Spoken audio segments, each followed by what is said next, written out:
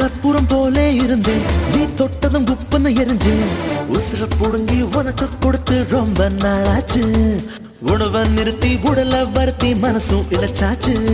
உன் பார்வை தொட்டதினாலே நான் அழகாய் மாறினேனே. மூச்சு காத்து மோதியதாலே பேச்சு முட்டுதடி. பேச்சு நின்று போனதனாலே காய்ச்சல் அடிக்குதடி.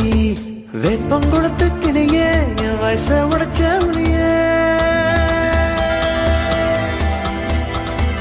வேப்பம் கொடுத்து கிளியே என் வயச உடைச்ச புளியே.